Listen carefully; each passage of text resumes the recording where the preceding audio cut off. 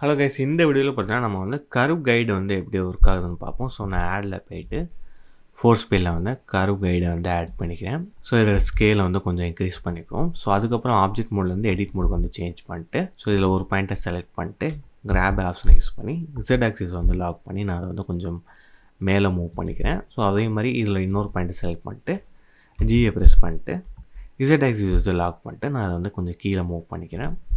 So இப்போ நான் வந்து எடிட் மோடில் வந்து ஆப்ஜெக்ட் மோடு சேஞ்ச் ஆகிட்டு ஒரு ஸ்பியரை வந்து ஆட் பண்ணிக்குவோம். ஸோ இதோட ஸ்கேலை வந்து கொஞ்சம் கம்மி பண்ணிக்குவோம். ஸோ இதை வந்து இதோட ஸ்டார்டிங் பாயிண்ட்டுக்கு வந்து மூவ் பண்ணிக்குவோம். ஸோ நான் எக்ஸசைஸில் ஆஃப் பண்ணி ஸோ இதை வந்து நான் வந்து இதோட ஸ்டார்டிங் பாயிண்ட்டை வந்து மூவ் பண்ணிக்கிறேன். இப்போ இந்த ஸ்பியரில் வந்து எமிட்டர் வந்து ஆட் பண்ணுவோம். ஸோ இப்போ வந்து இந்த அனிமேஷனை வந்து ப்ளே பண்ணி பார்ப்போம்.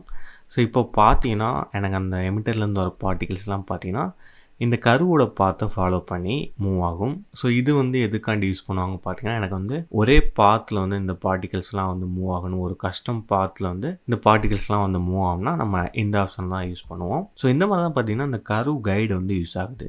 நம்மளோட பிளெண்டர் கிளாஸில் வந்து உங்களுக்கு ஏதாவது டவுட் இருந்துச்சுன்னா நம்மளோட வீடியோ கீழே வந்து கமெண்ட் பண்ணுங்கள். ஏன்னா நாங்கள் வீக்லி பார்த்தீங்கன்னா லைவ் கிளாஸஸும் வந்து கண்டக்ட் பண்ணுறோம். அதில் உங்களோட டவுட்ஸை வந்து கண்டிப்பாக வந்து கிளியர் பண்ணுவோம். ஸோ மறக்காமல் நம்மளோட வீடியோ கீழே உங்களோட டவுட்ஸை வந்து கமெண்ட் பண்ணுங்கள்.